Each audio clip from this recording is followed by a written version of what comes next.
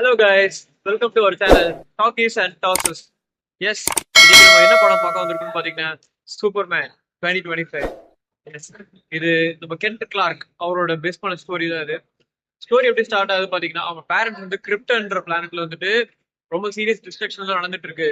அவங்க என்ன பண்றாங்க, அவங்களோட சன் அதாவது சூப்பர்மேனை அடாப்ட் பண்ணி கொடுத்துறாங்க. கொடுத்துட்டு வந்துட்டு நீங்க இதை பார்த்துக்கோங்கன்ற மாதிரி கொடுத்துட்றாங்க.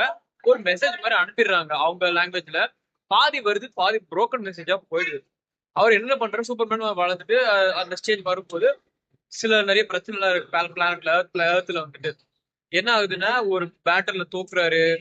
சூப்பர்மேனுங்கிறவர் பயங்கர அல்ட்ரா ஹெவியா இருக்கிற பர்சன் மாதிரிலாம் கிடையாது. இப்ப நார்மல் சூப்பர்மேன் தான் இருக்கிற பார்த்தோன்னா அசால்ட்டா தூக்கி போடுற மாதிரி அந்த மாதிரிலாம் இல்ல. கொஞ்சம் ரியலிஸ்டிக்காவே இருந்துச்சு இந்த படம்.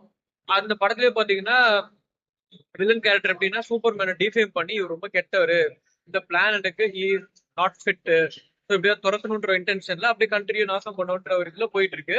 அதுல அல்ட்ராமேன் ஒருத்தரை பேஸ் வச்சு சூப்பர்மேனை அடிக்க பாக்குறாரு. சூப்பர்மேன் நுறுக்கி தள்ளுறாரு அல்ட்ராமேன்.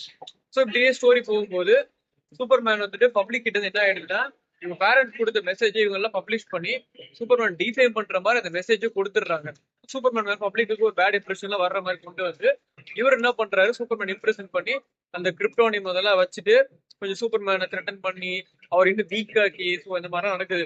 ஸோ இதுல இருந்து சூப்பர்மேன் எப்படி இம்ப்ரெஷன் ஆயிருக்காரு, அதுல இருந்து அவர் எப்படி வெளில வராரு, அல்ட்ராமேனுங்கிறது யாரு, ஆக்சுவலா பாத்தீங்கன்னா அவர் தான் வந்து சூப்பர்மேனோட க்ளோன் மாதிரி ஒரு கிரியேட் பண்ணிருக்காரு. ஸோ இதெல்லாம் இந்த சூப்பர்மேன் ஆக்சுவலா கென்ட் கிளார்க்ன்றவர் எப்படி பிரேக் பண்ணிட்டு பப்ளிக்கை சேவ் பண்றாங்கன்ற மாதிரி ஸ்டோரி போகுது.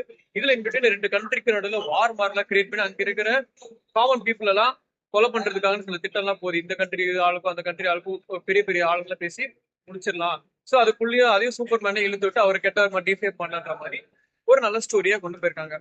ஆனா இது எல்லாமே கொஞ்சம் ரியலிஸ்டிக்கா இருக்கு. ரொம்ப அப்படி சூப்பரோட பறக்குறது அப்படியே அடிக்கிறதமா அந்த மாதிரி ரொம்ப எல்லாம் பண்ணல, கிளியராவே இருக்கு. எனக்கு ஒரு சந்தோஷம் என்னன்னா, ரொம்ப நாள் கழிச்சு ஒரு டிசி மூவி பார்த்த ஒரு சந்தோஷம்.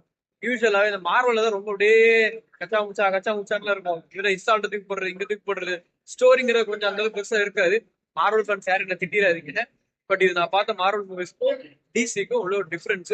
டிசி மூவி இது ரொம்ப பெர்ஃபெக்டாவே வாய்ஸ் பண்ணியிருந்தாங்க, ரொம்ப நல்லா இருந்துச்சு.